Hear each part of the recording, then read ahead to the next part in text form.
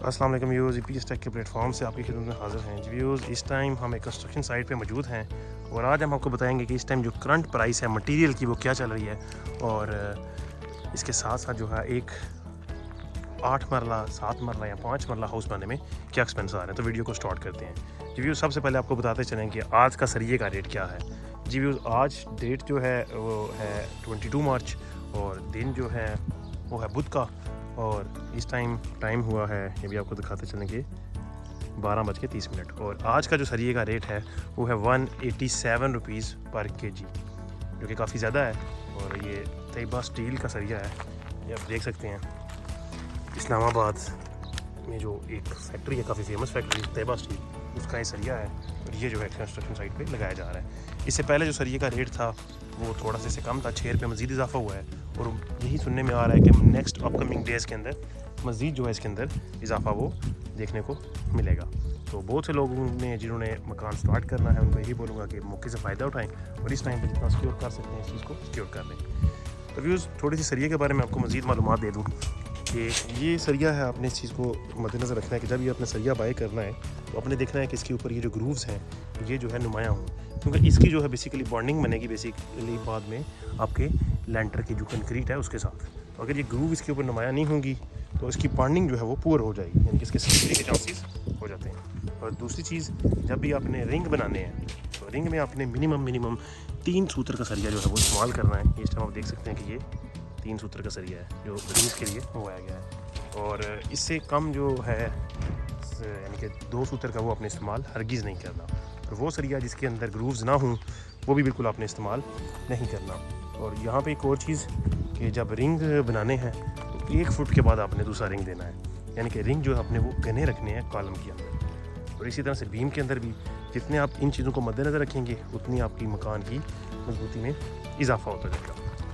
तो व्यूज़, ये वो चंद टिप्स हैं जो आपने सरिया खरीदते हुए बाय करने हैं। अभी आपको लेकर चलते हैं कंस्ट्रक्शन साइट के ऊपर और इसके साथ साथ ब्रिक्स के बारे में भी आपको बताते हैं कि ब्रिक्स की कौन सी आपने परचेजिंग करनी है और कहाँ से करनी है, उसको टेस्ट कैसे करना है और इसके साथ साथ बाकी चीज़ें भी हैं। तो व्यूज़, इस टाइम ये ब्रिक्स हैं जो इस कंस्ट्रक्शन साइट पे यूज़ कर रहे हैं।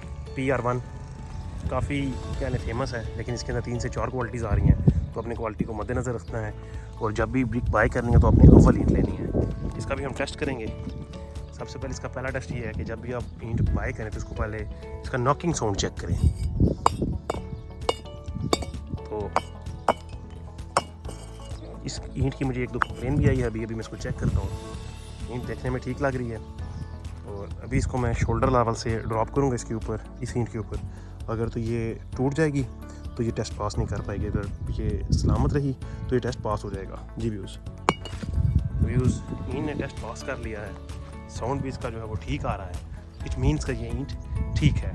तो ईंट के लिए मद्देनज़र रखना है आपने कि इसका जो है साइज़ पूरा हो, पकाई ठीक हुई हो और इसके अलावा इसकी रंगत जो है वो एक जैसी हो। लेकिन इसके लिए यही होगा कि आपको काफ़ी ज़्यादा मेहनत करनी पड़ेगी, क्योंकि हमेशा वो लोग डंडी मारते हैं। कभी एक जो है लॉट अच्छी मिलेगी आपको, एक लॉट अच्छी नहीं मिलेगी। तो ये चीज़ें हैं जो आपने मद्देनज़र रखनी है। अगर ईंट का साइज़ बराबर होगा तो उसकी चिनाई की सफाई भी ज़्यादा निकलेगी। तो इस टाइम जो ईंट का रेट चल रहा है वो अप्रॉक्सीमेटली है इस वाली का 13,500 और इससे जो है लो वाली वो आपको मिल जाएगी 11,000 रुपीज़ की 1,000। व्यूअर्स, इस टाइम आप देख सकते हैं कि ये 3 सूत्र का जो सरिया है उसको इन्होंने कट करके रखा है रिंग्स बनाने के लिए।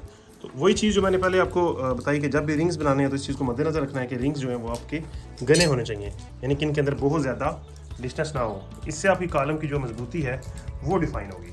अभी हम आपको ऊपर लेके चलता हूँ और चिनाई जो है वो दिखाते हैं। तो इस टाइम हम कंस्ट्रक्शन साइट पे आ चुके हैं और यहाँ से मैं आपको मज़ीद कुछ चीज़ें जो है वो एक्सप्लेन करूँगा कि इस टाइम चिनाई का अमल जारी है और चिनाई करते हुए किन बातों को मद्देनज़र रखना है वो भी आपने जो है इसका ध्यान रखना है। और इसके साथ साथ कॉलम की बराई और प्लेंथ बीम के तो इस स्ट्रक्चर में नहीं होगा क्योंकि ये 2nd फ्लोर है। इसके अलावा डोर बीम और लेंटर डालते हुए किन चीज़ों को मद्देनज़र रखना है। तो ये सबसे पहला टिप, चिनाई जब भी करनी है आपने, चिनाई जब भी करवानी है तो अपनी एक चीज़ को मद्देनज़र रखना है कि सब चीज़ें जो है वो एंगल में हो, यानी कि कोई भी लाइन आपकी आउट ना हो, लाइन जो है वो स्ट्रेट होनी चाहिए ईंट की।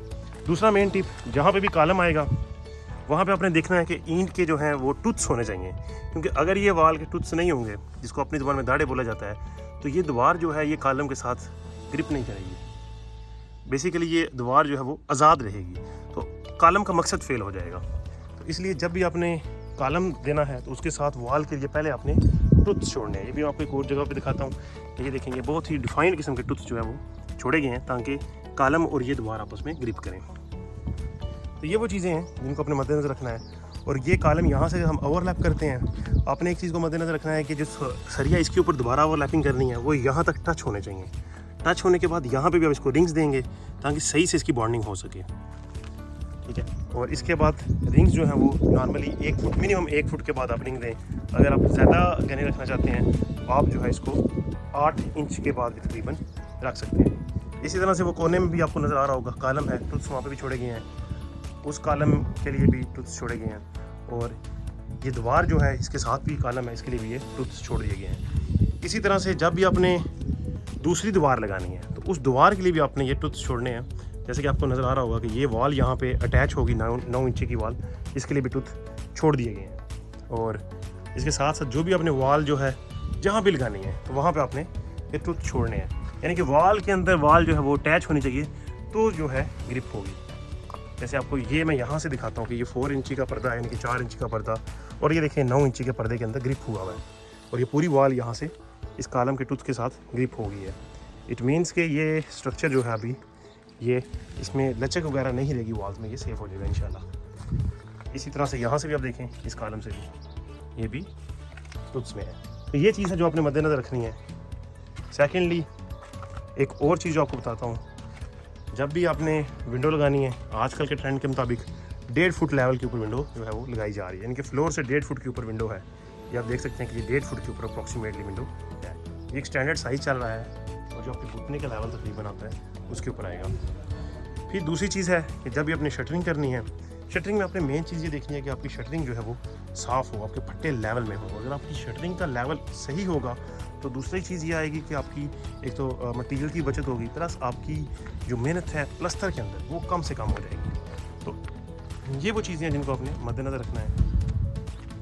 और एक चीज़ और जो कि डिज़ाइनिंग होती हैं, जैसे पिलर थंब वगैरह, तो उनके लिए भी आपने ये टूथ्स वाला काम करना है। जैसे ये देखें थंब बन रहा है, इसके लिए भी हमने ये टूथ्स छोड़े हैं। तो व्यूज़ ये वो चीज़ें हैं जो एक मकान की तैयारी के अंदर आपने मद्देनज़र रखनी है, क्योंकि अगर आप ज़रा सा भी इसके अंदर कमी बेशी करेंगे तो डेफिनेटली आपको बाद में इसके जो है रिज़ल्ट सामने आ जाएंगे। और एक और चीज़ आपको बताता चलूँ, अब ये आपको कॉमन सा फेलियर होता है बहुत घरों में, ये एक तकरीबन 4 इंची की कह लें एक गैप है और ये वॉल के साथ होगी, यानी कि दरवाज़ा कभी भी बिल्कुल दीवार के साथ नहीं होता। थोड़ा सा गैप आपने छोड़ना है दरवाजे के अंदर भी, और जब भी वॉल के साथ खिड़की लगाएं तो ये बहुत जगहों पे देखा गया है कि बिल्कुल दीवार जहाँ पे ख़त्म हो रही होती है वहीं से वॉल स्टार्ट हो, वहीं से ही खिड़की स्टार्ट हो जाती है। तो इस चीज़ को भी आपने गौर करना है। जैसे कि यहाँ से मैं आपको एक्सप्लेन करता हूँ कि ये खिड़की जो है ये इस दीवार के साथ भी आ सकती थी, लेकिन जब इसके साथ अटैच हो जाती है तो बाद में जब घर कंप्लीट होता है उसकी लुक नहीं आती। आप इसके आगे जब पर्दा लगाते हैं तो ये चीज़ें बहुत ज़्यादा लुक को मुतासर करती है। तो हमेशा ये चीज़ को याद रखेंगे, थोड़ा सा गैप छोड़ के आप इसको 4 इंची का गैप, मिनिमम 4 इंची, मैक्सिमम 6 इंची, जहाँ पे आपको बेहतर लगे वो छोड़ सकते हैं। सेकंड एक और चीज़ आपको बताता चलूँ कि घर की तैयारी के अंदर आप एक कमरे के अंदर अगर एग्जांपल दे रहा हूँ कि 8 बाय 8 की खिड़की भी रख देते हैं तो एक खिड़की हमेशा इनफ नहीं होती, क्योंकि हवा हमेशा क्रॉसिंग में जाती है। तो हमेशा कोशिश करें कि क्रॉस विंडोज दें। अब इस कमरे के अंदर एक विंडो यहाँ पे आएगी और दूसरी विंडो जो है वो इस स्टेप के ऊपर यहाँ से आएगी, तो ये ओपन टू स्काई में यानी कि ओपन एयर में यहाँ से काम करेगी। तो जब ये विंडो ओपन होगी और दूसरी विंडो ओपन होगी तो हवा क्रॉस होगी, फिर प्रॉपर वेंटिलेशन का अमल जो है वो देखने को मिलेगा। तो ये वो चीज़ें हैं यूज़फुल टिप्स जो आपने मद्देनज़र रखने हैं। अब ये देख सकते हैं आप, ये ईंट दोबारा ऊपर चढ़ाई गई है और इस ईंट को इन्होंने तराई लगाई है, इसका कलर आपको नज़र आ रहा है। इसकी दोबारा मैं एक बार फिर से आपको एक्सप्लेन करता हूँ कि हमेशा ईंट बाय करते हुए ये नॉकिंग साउंड को आपने गौर करना है कि ये ईंट का जो साउंड है ये आपको बता देगा कि ईंट किस क्वालिटी की है। और इसके साथ साथ मेन चीज़ के वॉल का लेवल, हमेशा वॉल स्ट्रेट होनी चाहिए। दूसरी चीज़, डोर जो है उसका हमेशा अपने स्टैंडर्ड साइज़ फॉलो कर लेना है। जो स्टैंडर्ड साइज़ है उसके मुताबिक आपने चगाट की जगह छोड़नी है। कभी भी ये नहीं करना कि लेबर पे डिपेंड नहीं करना कि वो क्या साइज़ छोड़ते हैं। आप उनको पहले बता देना कि ये स्टैंडर्ड साइज़ है 3 फुट 3.5 फुट जो भी आप अपने एरिया में रखते हैं, यहाँ पर तकरीबन 3.5 फुट के राउंड जो है वो रख रहे हैं लोग, तो उसके मुताबिक आपने जुगाड़ जो है वो पहले ही सेलेक्ट कर देनी है। फिर 1-2 जगहों के ऊपर और भी देखा गया है कि बहुत सी लेबर जो है वो एक चिनाई करते हुए इस चीज़ को मद्देनज़र नहीं रखते और लॉस के ऊपर जो है आपके कमरे के दरवाजे बड़े या छोटे हो जाते हैं, तो इन चीज़ों को भी आपने मद्देनज़र रखना है। यहाँ पे एक और चीज़ क्लियर कर दूँ आपको कि टूथ्स जो हैं जितने ज़्यादा डिफाइंड होंगे, लेकिन जितने ज़्यादा टूथ्स डिफाइंड होंगे उतनी अच्छी ग्रिप आएगी वॉल की। जितने टूथ आपके वीक होंगे बेसिकली उतना हम ये कह सकते हैं कि आपके कॉलम का मकसद फेल होता जाएगा। इन सब चीज़ों को मद्देनज़र रखना है कंस्ट्रक्शन के अंदर। ये छोटी छोटी चीज़ें जो वक्ती आपको मैं ये कह सकता हूँ कि प्रॉब्लम फील होंगी, यानी कि आप समझेंगे कि ये कौन इतनी इन चीज़ों की केयर करे, लेकिन ये बेहतर होंगी आपके लिए फ्यूचर में जाके। जी ये हैं जी कुछ टिप्स। और एक मज़ीद टिप, जब भी आप 7 फुट चिनाई कंप्लीट करें तो आपने उसके ऊपर बीम देना है, बीम 4 सरियों का, और आपने कभी भी इसके ऊपर कंप्रोमाइज़ नहीं करना कि एक सरिये वाला बीम, या अक्सर जो है लोग वो कहते हैं कि जहाँ विंडो है उसके ऊपर बीम होने चाहिए और जहाँ विंडो नहीं है उसके अलावा बीम देने की ज़रूरत नहीं है। तो अभी एक चीज़ आपको गाइड कर दूँ कि जो कंक्रीट है इसको ब्रेकिंग पॉइंट जो है चाहिए होता है, यानी कि ये ब्रिक की जो हमारे पास एक दीवार है इसके अंदर लचक आ जाती है, तो जब भी इसके ऊपर एक कंक्रीट की लेयर आएगी तो उसको ब्रेकिंग पॉइंट मिल जाएगा, यानी कि वो लचक कम हो जाएगी, और जब सेस्मिक वेव या कोई भी लचक वेव आती है तो वो कंक्रीट को जाके डिस्टर्ब करती है, तो वहाँ पे भी सारी वेव रुक जाती है। अगर ये ईंट होगी तो ये बेसिकली स्लिप हो जाती है सेस्मिक वेव में, या खुदा ना खास्ता जब ज़लज़ला आता है तो उस चक्कर के अंदर। तो इन चीज़ों का व्यूज़ आपने मद्देनज़र रखना है। और सबसे मेन चीज़ यही है कि इसके बाद लेबर को ये बोलना है कि आपने इसकी तराई जो है वो मैक्सिमम करें, क्योंकि जितनी तराई होगी उतना सीमेंट जो है वो मजबूत होता जाएगा। सुबह सबसे पहला काम साइट के ऊपर आके आपने बेसिकली तराई का करना है। तो अभी आते हैं जिसकी कंस्ट्रक्शन कॉस्ट के ऊपर। तो इस टाइम जो इसकी कंस्ट्रक्शन कॉस्ट है, अगर आप लेबर रेट सेट करते हैं तो छत पे माइज के मुताबिक आप 200 इस एरिया में चल रहा है, इससे नीचे आप करीबन 180 170 जहाँ तक आप लेबर के हिसाब से सेट कर सकते हैं तो इसको आप सेट कर सकते हैं। इसके अंदर ये चिनाइयाँ, लेंटर और ये तमाम का तमाम प्रोसेस शामिल होता है। और इसके अलावा अगर हम बात करें ईंट की, तो आज ईंट का रेट है, इस वाली ईंट की पहुँच जो है वो 13,000 रुपया, 13,000 रुपया और सम टाइम 13,500 अगर आपकी लोकेशन दूर है। और रेत की बात करता हूँ तो रेत एक ट्रॉली 1.25 सैकड़ा रेत जो है ये वाली, ये इस टाइम पे है 4,000 रुपये की यहाँ पे पहुँच। सीमेंट जो है, सीमेंट हमारे पास अप्रॉक्सीमेटली जो है डिफरेंट क्वालिटी में 800 प्लस ही है, कोई भी लाइक सीमेंट है मिनिमम से मिनिमम भी 800 प्लस, यानी कि 800 से ऊपर के ये सारे सीमेंट जो है इस टाइम वो मौजूद है मार्केट के अंदर। सरिये का मैंने आपको रेट बता दिया 187। क्रश जो है वो तकरीबन 22,000 रुपये का, डैम्पर वो मौजूद है। ये वो डिफरेंट चीज़ें हैं जो काफ़ी एक्सपेंसिव हो चुकी हैं और डे बाय डे इनका रेट चेंज हो रहा है। तो इंशाल्लाह मैं उम्मीद करूँगा कि जो लोग मकान बना रहे हैं उनके लिए ये वीडियो मावनत फरमाएगी। और इसके अलावा भी अगर किसी को कोई भी रहनुमाई चाहिए हो तो वो कमेंट कर सकता है। इंशाल्लाह हम पूरी कोशिश करेंगे कि उनको टाइम टू टाइम रिस्पॉन्ड करेंगे। उम्मीद करूँगा ये वीडियो आपको पसंद आएगी। अब तक के लिए इतना ही, अपना ख्याल रखिएगा, बहुत शुक्रिया।